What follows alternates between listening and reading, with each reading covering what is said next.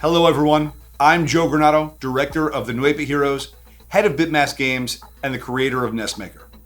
This week marks the 6th-year anniversary of the public release of Nesmaker.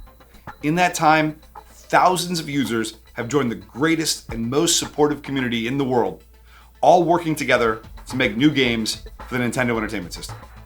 Hundreds of amazing projects have been released or are in development.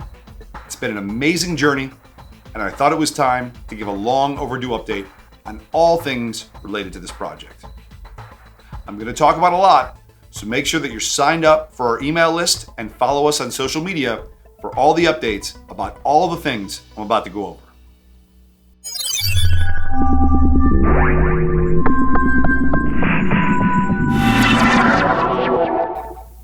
The most logical place to start would be an update on the successor to Nesmaker 4. Unfortunately, over the years, there have been a lot of false starts. I've been conceptualizing what's next since just before the pandemic, which unfortunately had huge cascading ramifications on the progress for a myriad of reasons. While I've been reluctantly referring to it as Nesmaker 5, that's a bit of a misnomer. This is something brand new, of which the newest version of Nesmaker is only a piece. Now, it would be impossible to show everything in this video, but while this is still a work in progress and there's still a ways to go, I'd like to share with the world for the first time a look at Retro Game Forge, which includes Nesmaker 5.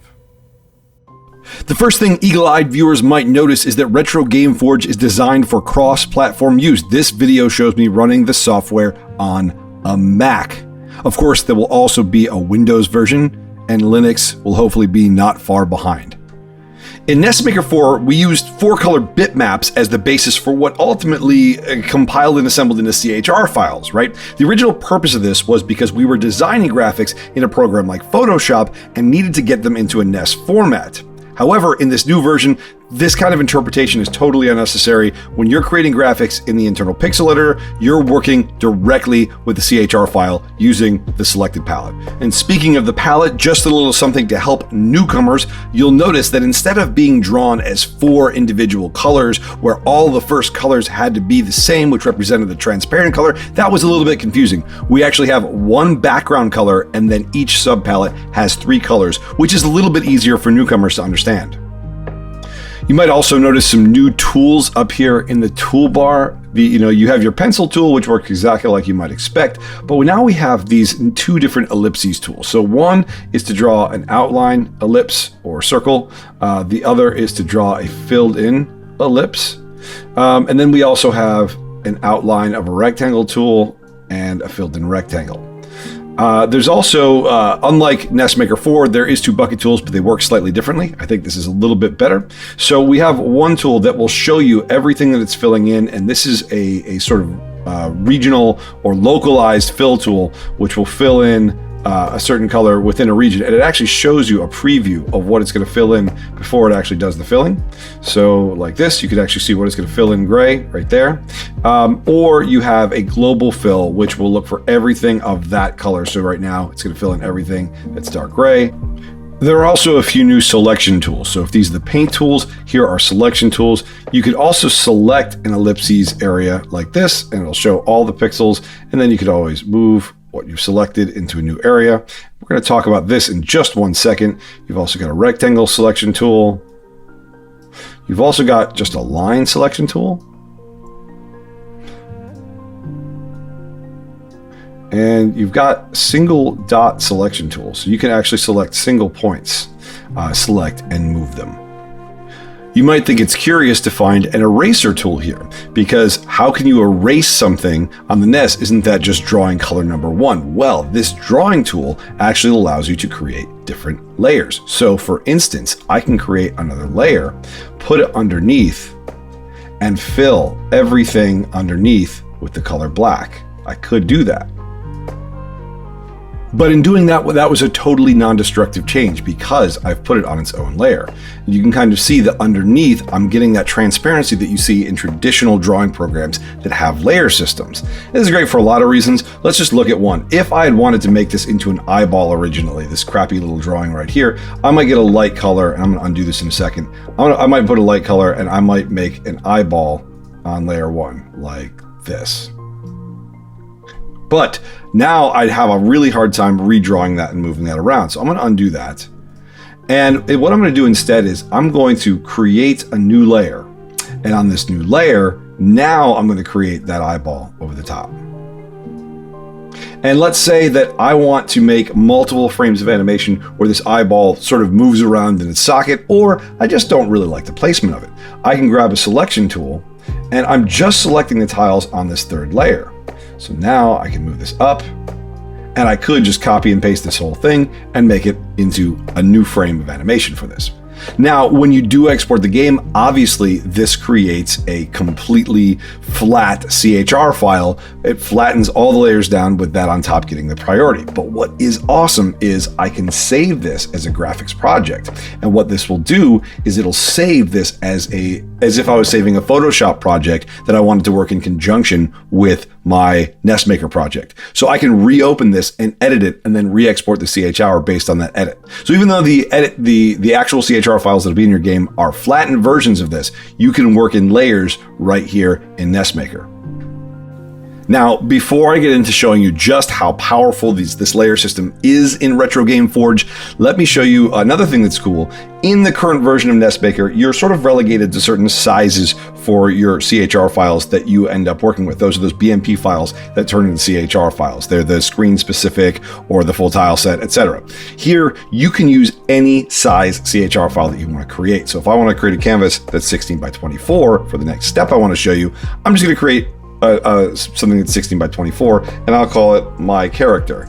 And I could go ahead and add any palette that I want. Now I'm going to do a little bit of a setup in between these steps, but just know that now I can create any size canvas for my pixel editor that I want, and I'll show you how you can bring that in as a tile set in a moment.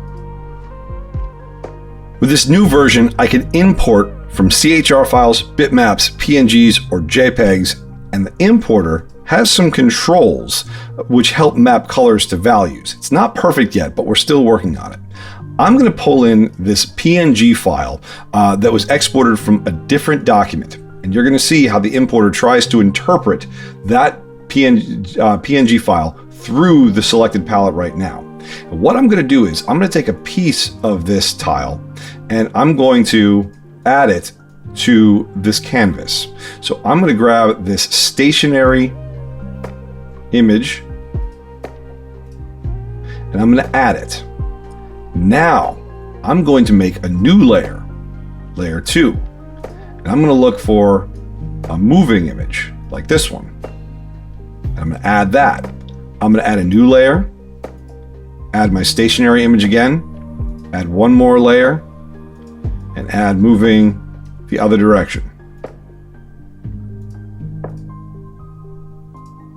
And now if I save, it has put all those images on separate layers, which I can preview as an animation.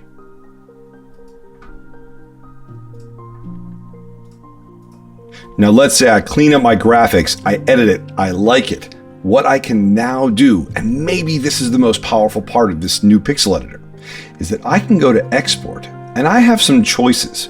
I can export it as a bitmap, a PNG, JPEG, CHR, etc. Graphics page and tile sets we're going to talk about in a second.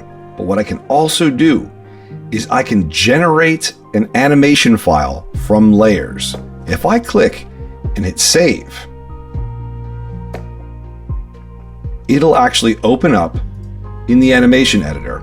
And what I see in my new animation tool is I see my character, the tile set that it generated out of those layers that I made in the pixel editor, and all of the data that is required by the pixel editor in order for this animation to work, including the output, where I can show the animator output in assembly code.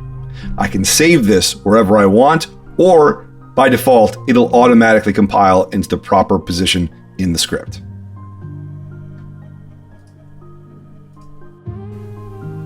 I promise we're going to get back to this animator control in a second to talk a little bit more about what you're seeing. But let's talk about how graphics are handled completely differently in Retro Game Forge than in Nesmaker 4. First of all, we have graphics pages and we have tile sets. I want to talk a little bit about what the difference is between these, and hopefully it's very easy to understand. Let's jump and make a new graphics page.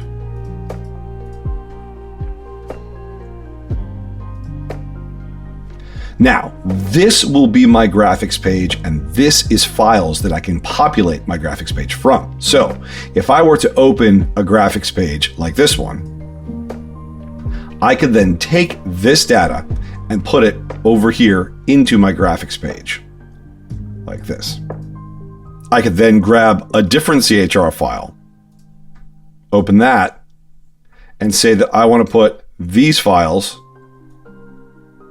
here. So when I was constructing CHR files in the pixel editor in smaller chunks, I can always build single assets if I wanted to. Save it as a CHR file, open that small CHR file in here, and then populate a graphics page with all of those combined. Now you might think that that graphics page looks a lot like a tile set, and you'd be right. This does look a lot like a tile set, but it's going to function slightly different than a tile set in a way that's going to save a lot of space in your NES game for most users.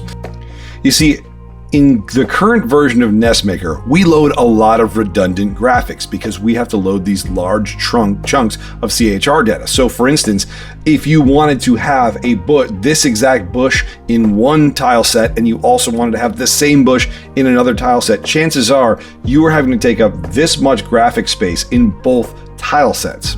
Right? That happens a lot. That happened a lot to me while I was developing Mystic Searches. So what we wanted to do is we wanted to create tile sets that work differently from graphics pages. Graphics pages is all the actual CHR data loaded to your game.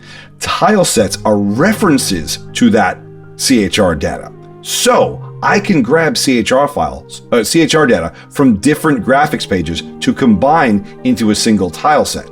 If I take this tile and I put it here, and I take this tile and I put it, I take this tile, I put it here, I take this tile, I put it here, and I take this tile and I place it here.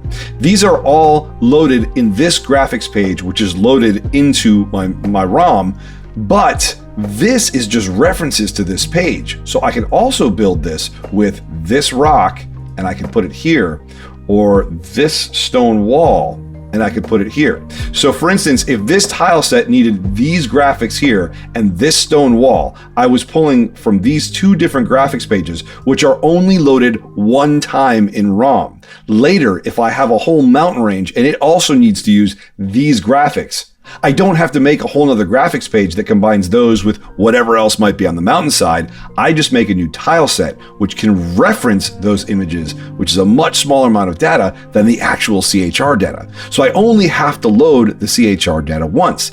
Let's say I load 10 CHR files. One is all of my architectural tiles, and one is all my door tiles, and one is all my dungeon tiles, and one is all my grassland tiles, and one is all my graveland tiles, and one is all my desert tiles.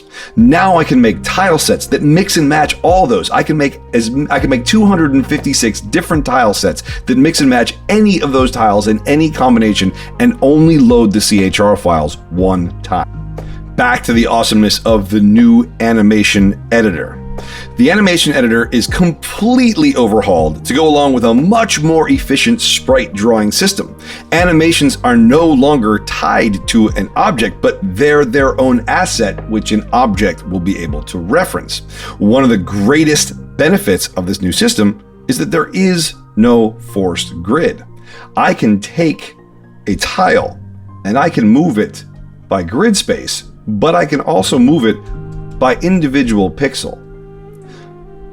Not only that, but animations could take up entire screens. So I could make an animation that moves the tile all like this without having to waste all that space in between these tiles with extra space on my tile set or extra tiles in the tile definition. This is not drawing 8 tiles. This is only drawing 2 tiles. And because I can do this, it's very easy for me to zoom in and overlap tiles to get that great Mega Man sort of overlay where we see through the one tile and have an extra color like the eyes or the weapon that are over the top of the other tile. You are no longer limited to 8 frames for animation. In fact, I believe that you can have 64 frames of animation. Also, each frame of an animation could have individual lengths. So for instance, if I wanted a fast, slow, fast animation, you can see how it hangs on this slower animation. I can make my animation much more complex by making the animations not have to stick to a grid, be able to take up the whole screen, and be able to time the duration of each frame independently. Now we can talk about maps and screens. Let me add a map to this project, and you're gonna see I'm able to give it a name. I'm able to give it whether it's a meta tile map or a 8x8 pixel map.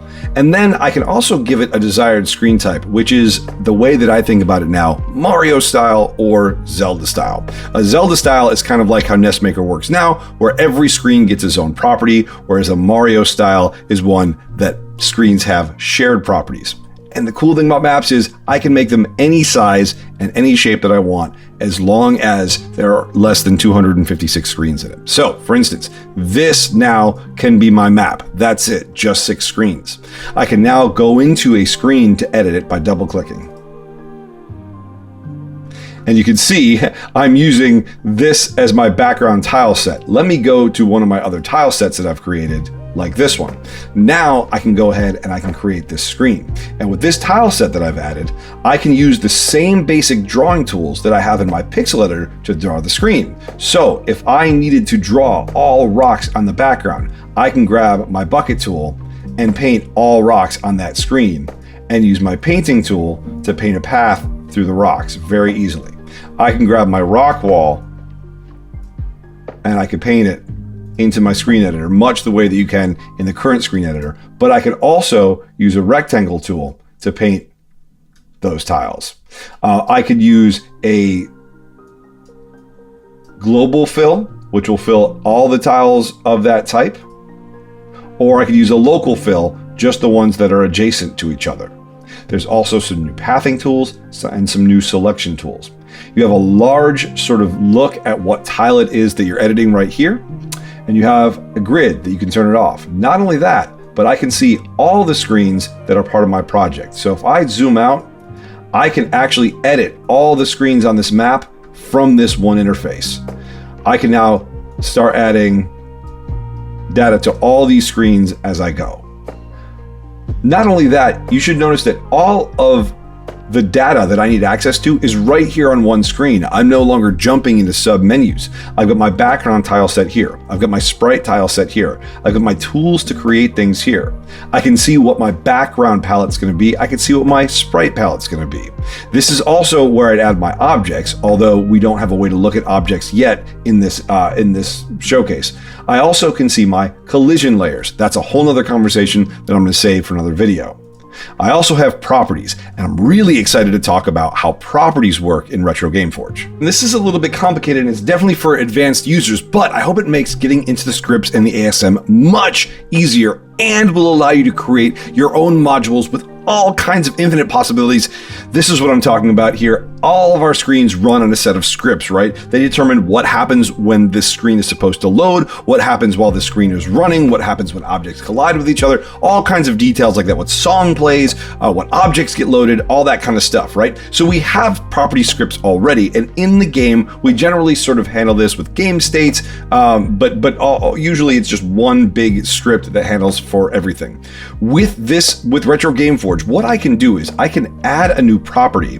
This will be the property for the screen, my new property, and I can hit add. And what this will allow me to do is it will allow me to choose a script that is associated with this screen. So this screen type, I should say, this map, the screens on this map. And I could choose either from a project or I can grab some external ASM, which it'll then load into my project. I'm going to open this. We're going to see a whole lot of wacky stuff that happens. We've got all these GUI controls for gravity amount, boss health, song to play, but these are not any kind of default. I created these in my script. I exposed them to the GUI so I can easily change them like this, or grab a song to play, which I don't have any songs, I don't have any objects, so that's obviously not going to be able to work, but I can edit all these and see what the output is. And here's what this script looks like.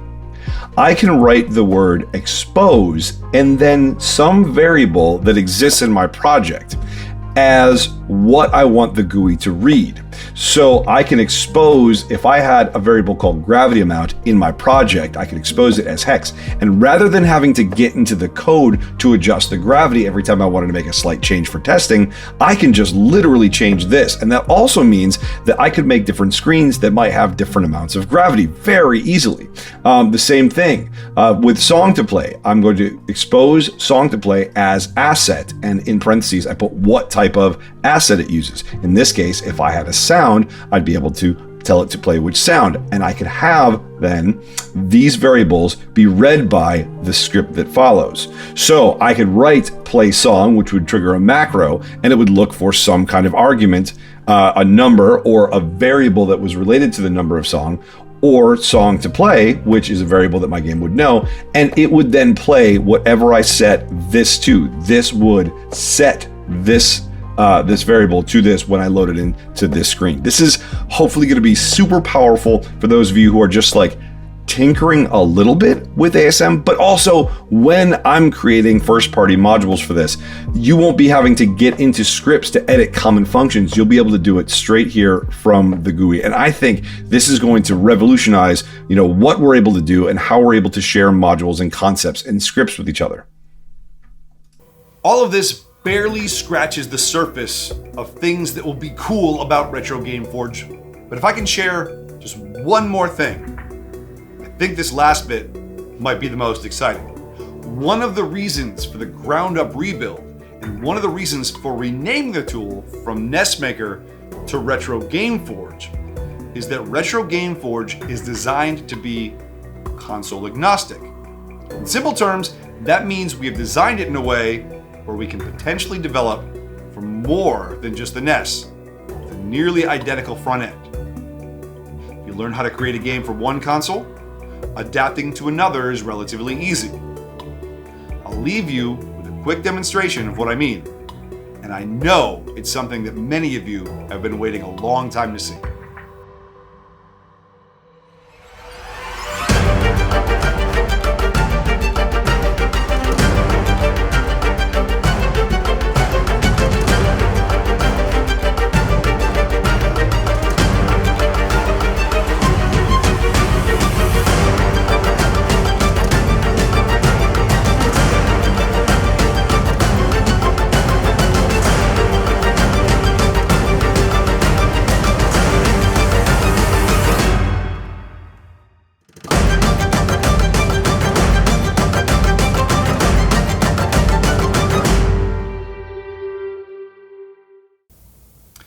I know you're going to have many questions about Retro Game Forge, but please be patient.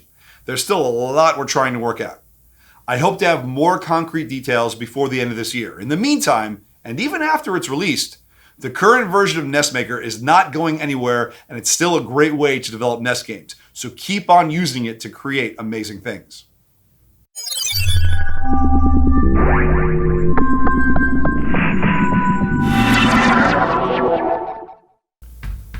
The Retroverse. It began as a simple showcase, a central place that Nesmaker users could upload their projects, and a virtual arcade that retro game lovers could check out new games for the NES. It has now grown to hundreds of games, everything from first-time user demos to commercial quality finished projects. And now, the Retroverse will also become a full marketplace. Now for creators, this is completely optional and will always be non-exclusive. I'm just excited to provide a place where every developer will be able to choose to allow the Retroverse marketplace to publish and fulfill physical games to potential customers they may not otherwise be able to reach. Those creators will receive royalties from every purchase. In the future, for players looking for new games for their collection, this marketplace will provide a great single location to find new titles. You can play all the new game demos and then purchase the full version of games that you love. You'll no longer have to scour the internet or wait for Kickstarters. You'll have a single place to find, try, and support new games for the Nintendo Entertainment System.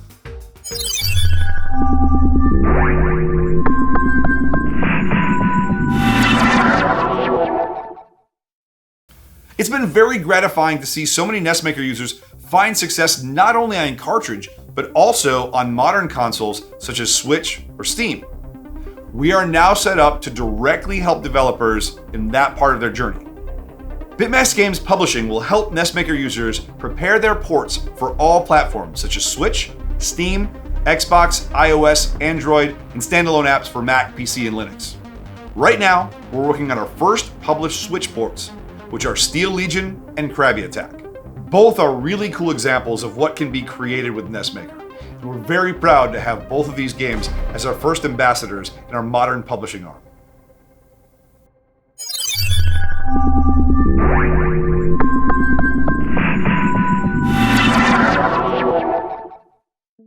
Many of you know that I've opened a studio here in Barrington, Rhode Island called Bitmax Games.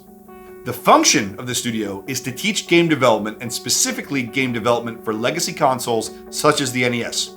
Now, I've been a passionate educator for 18 years, and the nexus point between these two passions, retro game development and education, is like a dream come true. It's been an overwhelmingly positive experience to have young kids so enthusiastic about the NES, and about the Nesmaker community games too. But many people have contacted me disappointed that they're not in range of attending classes. So starting in the fall, I'll be launching 2 live virtual classes that anyone in the world can attend. One class will be designed for newcomers just getting started with NES development and Nesmaker. This class is intended to be the next logical step after the tutorials. The function of this class will be to get users comfortable with the tools and begin to understand the basics of assembly language. The second class will be for those already a little bit comfortable with the basics of assembly language. In this more advanced class, we'll be flexing the current version of Nesmaker to make particular genres of games, starting with creation of a custom module for a basic RPG.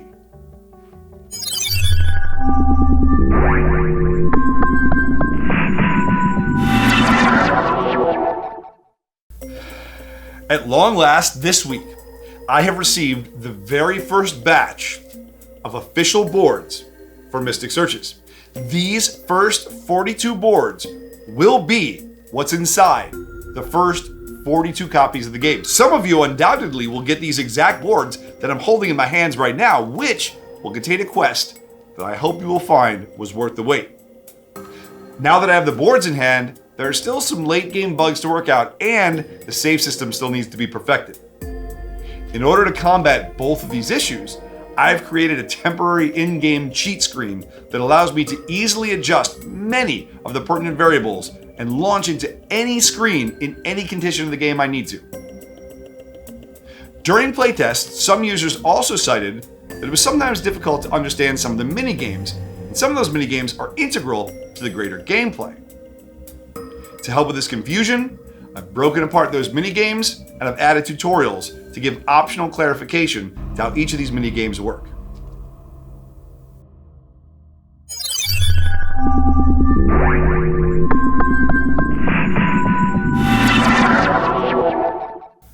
"10 years ago, the thing that started all of this, I set out to chronicle the homebrew development scene for the Nintendo Entertainment System while developing my own game based on illustrations that I'd created as a 7-year-old kid. This project was a feature-length documentary called The New 8-Bit Heroes. At the time, I had no concept of how this little niche idea would grow and spread, eventually becoming the seed for Nesmaker and all the new games that have been developed as a result. Many people who have seen this documentary might not know this, but at first, It was supposed to be a very technical look at the NES, but it very quickly became something different. It became a human story about the value of the ambitions that we leave in our youth. When we collected all the footage, that was the story. That was my story. But now there are so many new stories to tell, and I feel compelled to tell them. Over the last 10 years, I've met so many creatives that have seen their own childhood ambitions come to life. So to mark the 10-year anniversary of the launch of the New 8-Bit Heroes Kickstarter, I'll be launching a new crowdfunding campaign for a series called The Next 8-Bit Heroes. Each episode in the series is designed to document the story behind the developer and the creation of a new NES game. I feel that everyone's story is another piece of the tapestry that makes this community so great, and their games have become part of the pantheon for that console that we all love. I really hope that you're as excited as I am about all the things I talked about in this video. Again, make sure you like this video, subscribe to the channel, comment down below about what you're excited about, follow us on social, and make sure you're signed up on the mailing list to get the latest news on all the things mentioned in this update. Thank you so much for your continuing support.